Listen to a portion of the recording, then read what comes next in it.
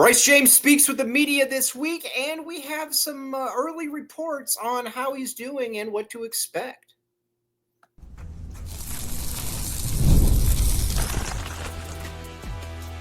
You are Locked On Wildcats, your daily podcast on the Arizona Wildcats.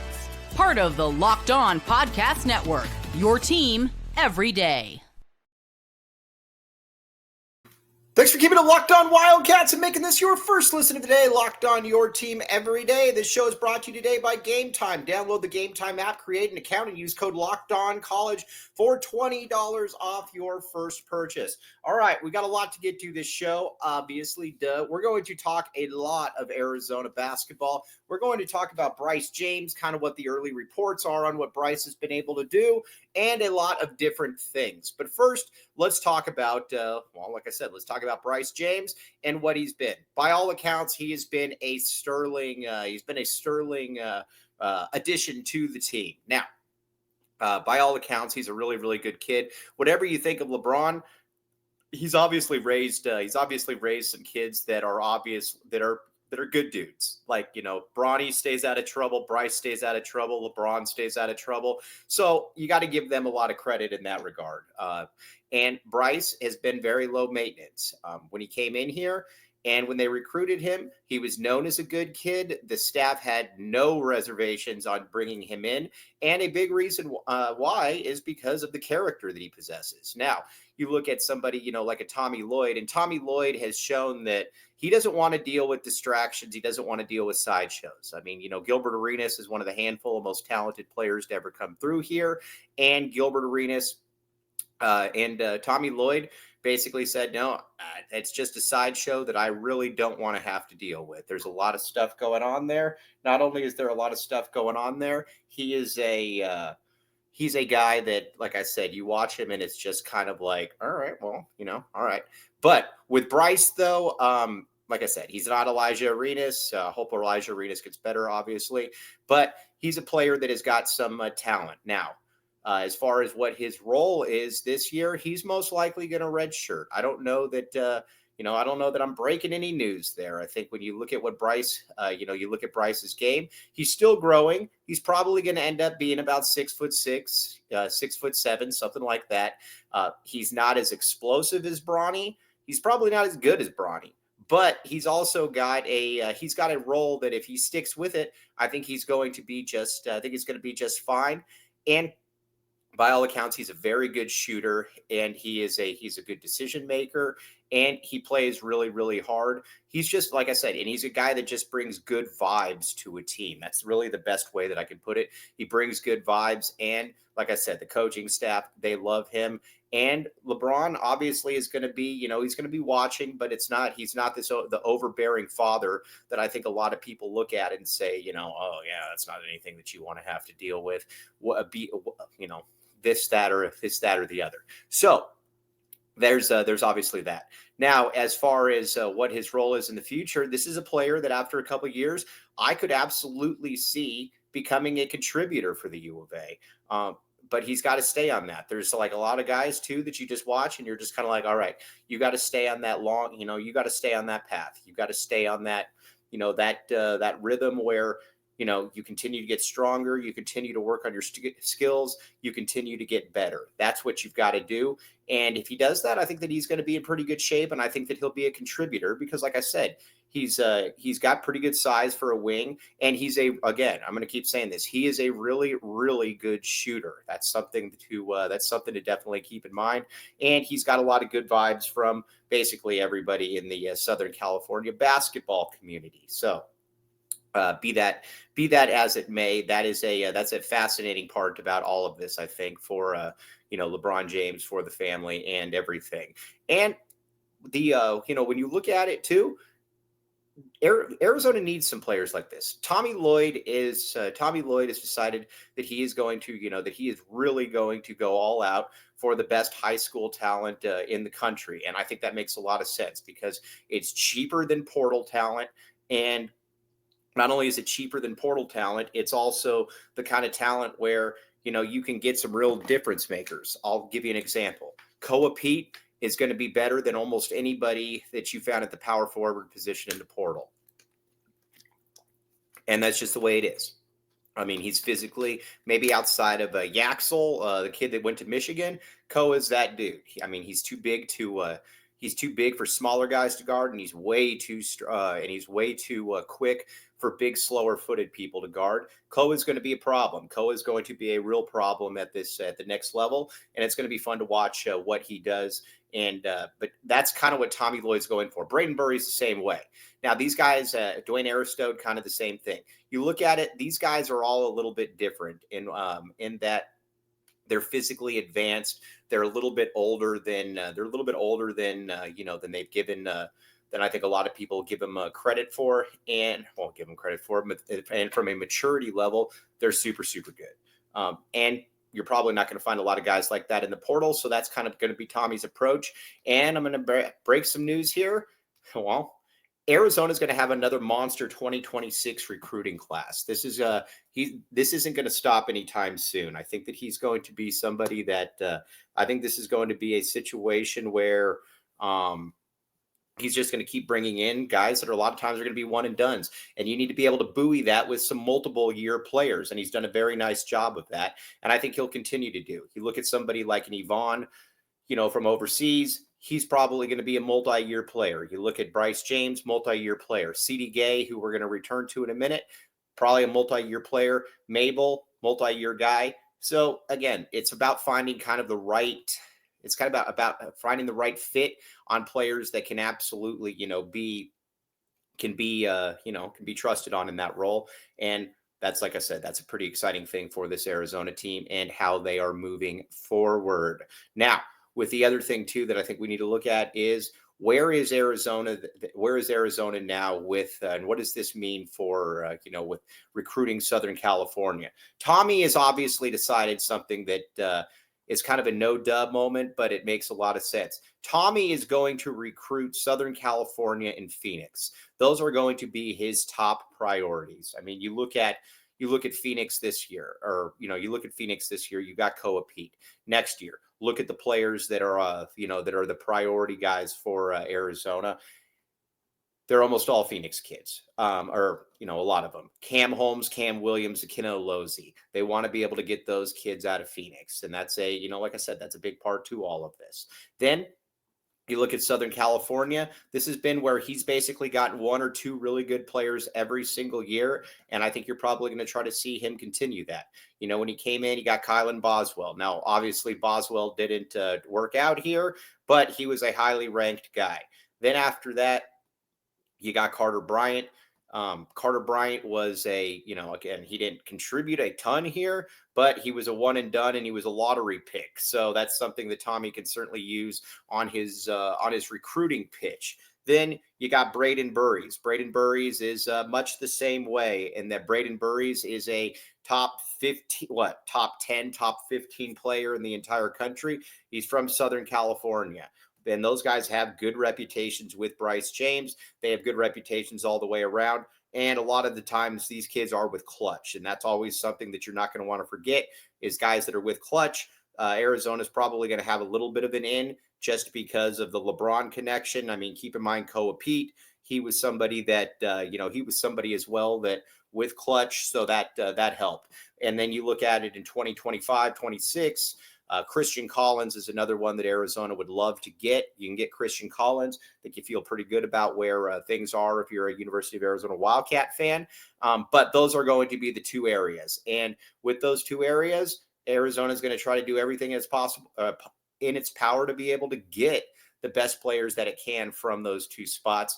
And just adding somebody like Bryce James, making sure that he has a good time while he's here on campus. All of that stuff is basically immeasurable. You can't really put a value on what it means to have somebody like Bryce James in here and having a good time. Because even if, like I said, the thing with LeBron is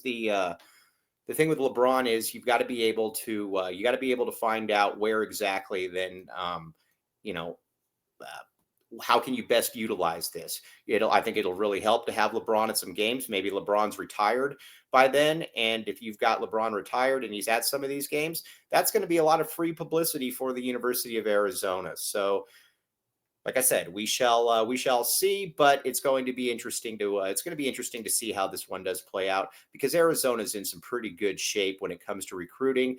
And we haven't even really talked much about the LeBron factor right now, which is a massive, massive piece to all of this. And there's something about LeBron too that I don't know that a lot of people are giving maybe enough credit to.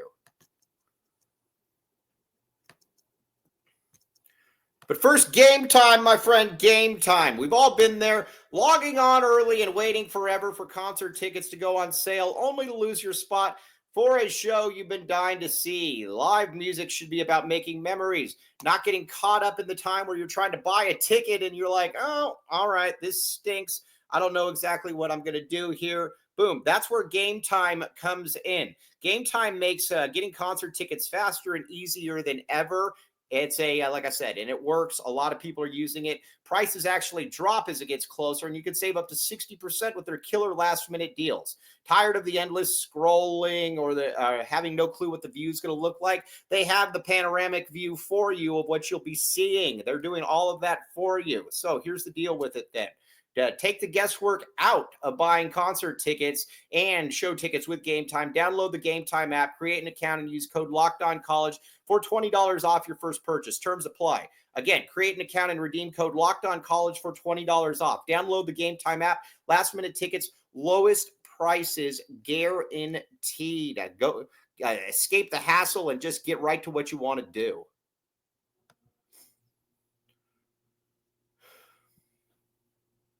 Thanks for keeping it locked on Wildcats and making this your first listen of the day. I am your host, Mike Luke. All right, now let's talk a little bit about the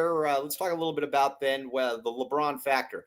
Listen, I know LeBron can be kind of a polarizing figure. I get all of that. But having LeBron at games, having LeBron around practice, that is a huge, huge thing. And kids have grown up watching LeBron. They know how good LeBron is. I mean, they know where his place is in the pantheon of basketball players. He's one of the two best players ever. And he's going to, like I said, he's going to be somebody that's going to be incredibly good for Arizona to be able to discuss. And so that's kind of where I'm looking at. It's kind of where I'm looking at from there. Now, the other thing too that I think we need to talk about then is, LeBron has always been somebody that I don't think he's going to force anybody anywhere. But if you're with Klutch, that's a good thing for Arizona, and that's why this was such a smart move by Tommy Lloyd, Jack Murphy, TJ, all those guys, and getting in good with Klutch. Because this sports agency is only going to get bigger. It's not going to get smaller. And like I said, it's going to be imperative that Bryce have a good time here. But again, I think when you've got when you've got a situation with Bryce James where that, how do I put this? That everybody's kind of, like I said, everybody's kind of pulling on the same, pulling in the same direction. That's a good thing. And it's something too that I think Arizona fans should be excited about. He's not going to come in here and play a ton immediately. So there's that. Now, sticking with that small forward position, I think for Arizona is going to be just fine. I know a lot of people are really bummed about losing Carter Bryant. I get all of that. Totally get it. But there's a lot to like about this unit. First of all, Yvonne has come in, and by all accounts, Yvonne, and Tommy has mentioned this multiple times, Yvonne has shocked a lot of people with his ability to be able to shoot the basketball. I don't think that anybody really thought that Yvonne was going to be able to shoot the basketball in the manner in which he has. He's been able to do just that. He's been able to get to the bucket. He's been strong. Again, I'm not going to sit here and say he's going to average 15 a game, but he's clearly going to be a contributor, and he's clearly somebody that is going to be good for the University of Arizona. And you could say the exact same thing about Dwayne Aristode. Aristode has said at press conferences before that, he was ranked as a top 10 to 15 player in the country, broke his foot, missed his senior season, and he plummeted in the rankings to like 30. Well, he's got a chip on his shoulder. He knows what he can do. This coaching staff knows exactly what he can do as well. And like I said, I think everybody's pretty excited to be able to see, what that progression is, what you can get out of him. And I think he's incredibly motivated as well. That's the best part about this. You got somebody that is motivated, that wants to be able to show the world what exactly he's capable of. And I don't see any reason why he won't be able to do that. So again, that's a really really good it's a really really good thing for everybody. So we shall like I said, we shall see. I am excited though. This is going to be a situation that that Arizona can. How do I put this? This is going to be a situation where Arizona, I think, is going to be just fine. And then you got ADO. ADO, I know a lot of people don't like ADO. I don't really care about that because, again, he's a really, really good shooter. You look at his splits last year, 45, 41, and 90. And he showed, too, that he could make huge free throws when they really, really matter. So that's like I said, that's a part of all of this, too, that I think, a lot of people that a lot of people might be missing out on here. And so, like I said, we shall see. But it's an exciting time, I think, for Arizona at that small forward position because I think it's rounded out nicely. Like I said, a lot of people were bummed about Carter not being here. I totally get that, but at the same time, you also have something where I think that you also know too that Arizona is going to be in just fine shape there. And I think from a statistical perspective, I will say that I think that Arizona's in a really really good spot. And I think it's going to be like something like 21-7-5, something like that. And if that's 21-7-5, but at the you're gonna be in pretty good shape. So, like I said, I think we're kind of at a. I think you're going to see that. It's going to be very interesting to. I think it's going to be interesting to see how this goes. So there is that. Now let's talk a little bit of Arizona football. I had a practice, had a scrimmage Saturday. Practice Saturday, and here's kind of what we know at this point. And I'm just going to keep beating it home that I think the offense should be pretty solid. One thing that is very clear about this is that running back room is loaded. It's a really, really good room. Again, on this show, we're huge fans of Alonzo Carter, obviously. With Alonzo Carter, he is he's a coach that is always going to, put his guys forward first. And he's going to be a pretty good spot. Okay. Now where are we then in the grand scheme of things when it comes to what this line can do? I'm actually becoming a little bit more bullish on the line. Now, I'm not going to sit here and say that the line is going to be great or anything like that. I'm not going to do any of that. But I do think that there is a little bit of a level of optimism. And the one thing about it, though, too, is that I always say is like if you're bringing in guys from the smaller school route, you better, how do I put this? You better be in a spot then where they they put up a ton of numbers, i.e., some of the, like a Javin Watley, somebody like that, who I think is going to be really, really good. Or you bring in somebody like or you bring in guys that are either from established schools. And I think that's a big part of all of this is the established school part. Watching this squad though, the line, I think, Buchanan's got a lot of playing time. He's got a lot of starts. Tristan Bounds doesn't, but he's from Michigan. So he was on a national title team. He was a highly recruited kid. I'm not going to sit here and say that that's not really the one, but there is an elephant in the room, or dare I say a rhino in the room.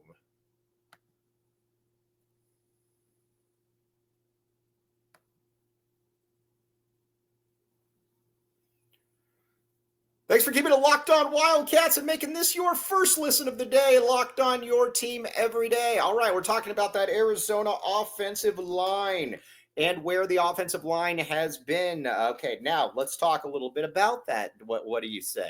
The first thing is we talked about the tackles, and if they feel comfortable putting Rhino on the outside, then I can't really sit here and say that they shouldn't really do that. I think it's going to be a fascinating aspect to this line, but I do think that Arizona's in a unique spot when it comes to the offensive line, because the offensive line is unproven, but at least it does appear that you're having some guys that are showing that they do have some ability. Now, are they going to be good? I have no clue. I'm not going to sit here and pretend that Josh Oglesby's some great coach. I don't know.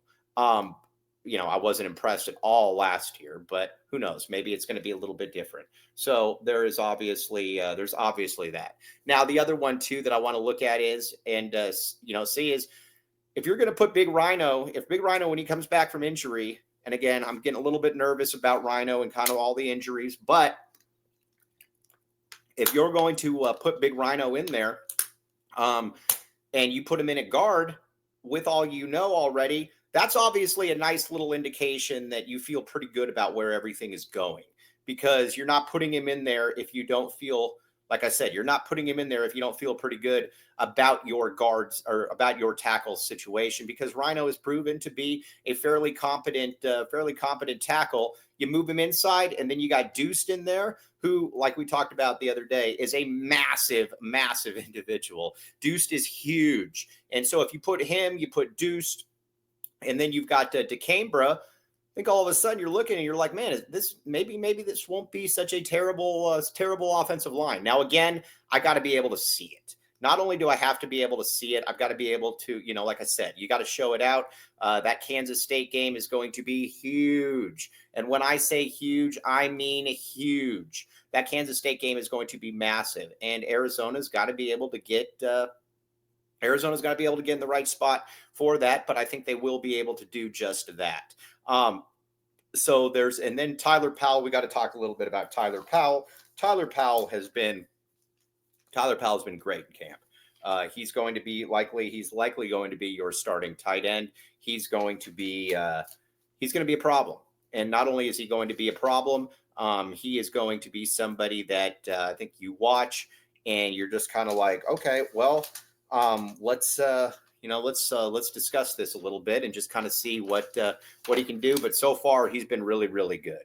Like I said, I'm becoming more and more bullish on the offense, and I think Noah's going to be good. Is Noah going to be the first pick in the draft? No.